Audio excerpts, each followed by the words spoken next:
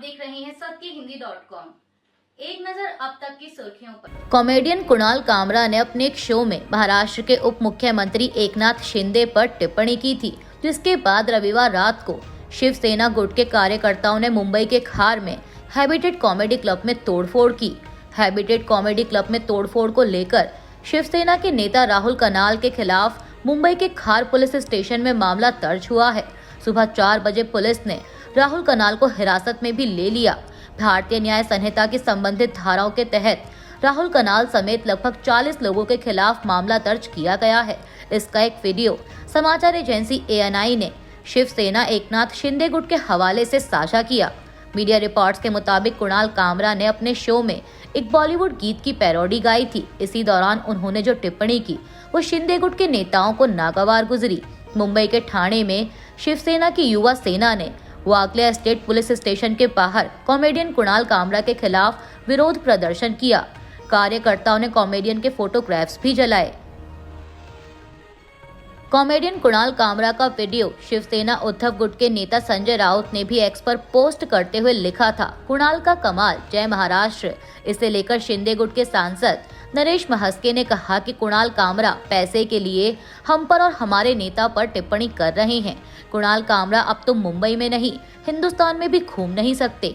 हमारे शिव सैनिक आपको आपकी जगह दिखाएंगे। इसके साथ ही उन्होंने संजय राउत पर भी हमला बोला और कहा कि संजय राउत, अगर आप में हिम्मत है तो आप हम पर टिप्पणी करो।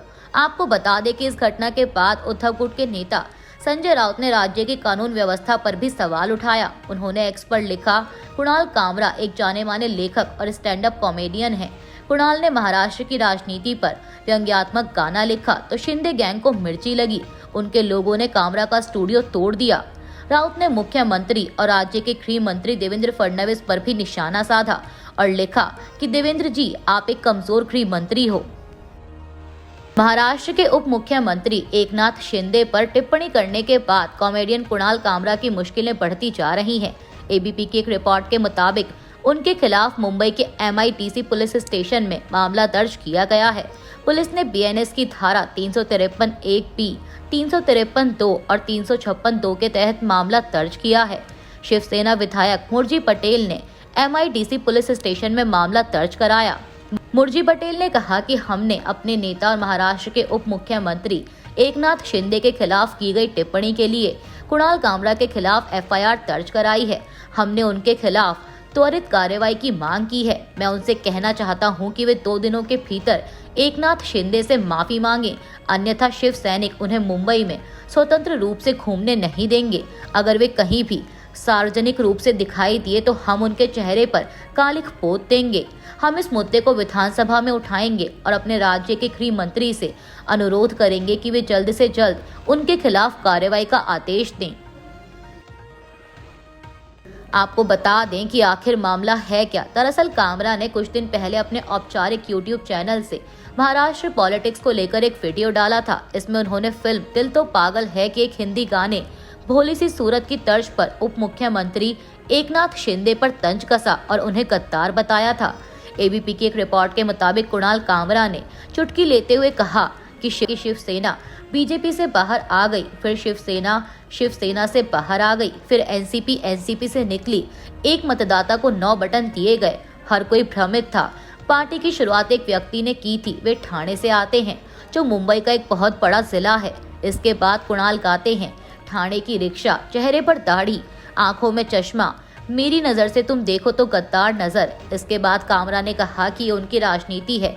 वे पारिवारिक कलह को खत्म करना चाहते थे। उन्होंने किसी के पिता को चुरा लिया। इसका क्या जवाब होगा? क्या मैं कल तेंदुलकर के बेटे से मिलूं? भाई चलो डिनर करते हैं। मैं तेंदुलकर की प्रशंसा करता हूं और उनसे कहता हूं, भाई आज से वे मेरे पिता हैं। 2025 के बिहार विधानसभा चुनाव से पहले नेताओं की ओर से बयानबाजी का सिलसिला जारी है। चुनाव और सीटों के बंटवारे में अभी वक्त लगेगा, लेकिन दावे ठोके जाने लगे हैं। और इस बीच कल रविवार को केंद्रीय मंत्री और हिंदुस्तानी आवाम मोर्चा के प्रमुख जीतनराम मांझी ने गया के शेर घाटी में एक बयान देकर NDA के बीच टेंशन बढ़ा दी है। दरअसल मीडिया रिपोर्ट्स के मुताबिक आगामी विधानसभा चुनाव में मांझी ने 40 सीटों की मांग कर दी है। उन्होंने गया के शेर घाटी सीट पर भी दावा ठोका है। बता दें कि कल रविवार को शेरघाटी अनुमंडल के रंगलाल हाई स्कूल मैदान में हिंदुस्तानी आवाम मोर्चा पार्टी की ओर से गरीब चेतना सम्मेलन का आयोजन किया गया था। यहां सम्मेलन को संबोधित करते हुए मांझी ने मंच से कहा कि पूरे बिहार में एनडीए के घटक के रूप में उनकी पार्टी को 40 सीट मिलनी चाहिए। उन्होंने लोगों से कहा कि यदि इसमें से 20 सीट भी हमारी पार्टी को जिताइएगा तो बिहार का अगला सीएम हमारी ही पार्टी का होगा। जीतन राम मांझी ने कहा कि पीएम नरेंद्र मोदी की नजर हम पर है। हालांकि आपको बता दें कि अभी 2025 के विधानसभा चुनाव को लेकर एनडीए में सीट बंटवारे पर कोई बैठक नहीं हुई है और न ही कोई चर्चा हुई है। मणिपुर पहुंचे सुप्रीम कोर्ट के जजों के एक डेलीगेशन ने उम्मीद जताई है कि जल्द ही राज्य में दोनों पक्षों के बीच एक समाधान निकाल लिया जाएगा। आपको बता दें कि शनिवार को सुप्रीम कोर्ट के जजों का एक डेलीगेशन 2 दिवसीय दौरे पर मणिपुर पहुंचा था। इसका नेतृत्व जस्टिस पीआर कवई ने किया। उनके साथ जस्टिस विक्रम नाथ, जस्टिस एमएम सुंदरेश और जस्टिस केवी विश्वनाथ भी थे। मीडिया रिपोर्ट्स के मुताबिक इस डेलीगेशन ने राज्य के चुराचांदपुर जिले में राहत शिविर का दौरा किया। इस दौरे का मकसद मणिपुर के लोगों को एक साथ लाकर राज्य में शांति स्थापित करना है। राज्य के हालात पर जस्टिस पीआर कवई ने समाचार एजेंसी एएनआई को बताया कि राहत शिविरों में मौजूद लोग अब अच्छा महसूस कर रहे हैं। वे सभी शांति और सामान्य जनजीवन चाहते हैं। मैंने दोनों समूहों से बातचीत की है। मुझे उम्मीद है कि बहुत जल्द एक समाधान निकाल लिया जाएगा। गौरतलब है कि देश के पूर्वोत्तर राज्य मणिपुर में मई 2023 से जातीय संघर्ष चल रहा है। इसमें 250 से अधिक लोगों की मौत हो चुकी है और हिंसा की वजह से मैतई और कुकी दोनों समुदाय के हजारों लोगों को विस्थापित होना पड़ा है। कांग्रेस ने बिहार में सरकार बदलने की मांग करते हुए दावा किया कि 20 साल के एनडीए शासन के बाद राज्य की वित्तीय स्थिति और मुख्यमंत्री नीतीश कुमार की बिगड़ती स्वास्थ्य स्थिति चिंता का विषय है। रविवार को एक प्रेस कॉन्फ्रेंस को संबोधित करते हुए कांग्रेस के मीडिया और प्रचार सेल के अध्यक्ष पवन खेड़ा ने सरकार बदलो बिहार बदलो का नारा दिया।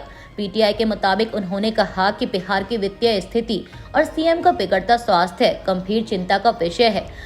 हम उनके अच्छे स्वास्थ्य की कामना करते हैं, लेकिन बिहार की मौजूदा स्थिति गंभीर सवाल उठाती है। अस्वस्थ सीएम के नेतृत्व में बिहार कितना सुरक्षित है? खेड़ा ने दावा किया कि जब वे महागठबंधन में थे तब उनका स्वास्थ्य ठीक था। पिछले साल भाजपा से हाथ मिलाने के बाद उनकी हालत बिगड़ गई। चीन के प्रीमियर ली चियांग ने अमेरिकी सीनेटर स्टीव टेनिस से मुलाकात के दौरान अमेरिका और चीन के बीच बेहतर रिश्तों और दोनों के बीच आपसी बातचीत पर जोर दिया। बता दें कि रिपब्लिकन सीनेटर स्टीव टेनिस राष्ट्रपति डोनाल्ड ट्रंप के समर्थक हैं। ऐसे में बीजिंग में एक बिजनेस फोरम के दौरान स्टीव टेनिस ने चीन के प्रीमियर ली चियांग से मुलाकात की। इस दौरान ली चियांग ने दोनों देशों में सहयोग की अपील की। उन्होंने कहा कि अगर चीन और अमेरिका शांति बनाए रखते हैं तो इससे दोनों को फायदा होगा, लेकिन अगर वे आपस में लड़ते हैं तो इससे दोनों का नुकसान होगा। हमें टकराव की बजाय बातचीत करनी चाहिए और एक दूसरे को हराने के बारे में सोचना छोड़कर साथ मिलकर काम करना चाहिए। हम चाहते हैं कि चीन और अमेरिका मिलकर काम करें ताकि चीन अमेरिकी संबंध स्थिर हों और दोनों का विकास हो सके। गजा में हमास द्वारा संचालित स्वास्थ्य मंत्रालय के मुताबिक गजा में चल रहे इस्राएल के सैन्य हमलों में 50,000 से अधिक फिलिस्तीनियों की मौत हो गई है। मंत्रालय ने बताया कि गजा में कुल 50,021 मौतें हुई हैं, जो युद्ध से पहले गजा की 23 लाख आबादी का करीब 2.1% है, यानी हर 46 में से एक व्यक्ति। मंत्रालय के मुताबिक युद्ध में अब तक 1,13,274 लोग घायल हुए हैं। आपको बता दें कि गजा में हमास द्वारा संचालित स्वास्थ्य मंत्रालय के आंकड़ों को विश्वसनीय माना जाता है और इन आंकड़ों का इस्तेमाल संयुक्त राष्ट्र और अंतर्राष्ट्रीय संस्था भी करती हैं, लेकिन इसराइल लगातार गजा प्रशासन की ओर से जारी किए गए आंकड़ों को खारिज करता रहा है। अभी के लिए बस इतना ही। बाकी की खबरों के लिए जुड़े रहिए सत्यहिंदी.com के साथ। Copyright disclaimer under Section 107 of the Copyright Act 1976. Allowance is made for fair use for purposes such as criticism, comment, news reporting, scholarship, and research. Fair use is a use permitted by copyright statute that might otherwise be infringing.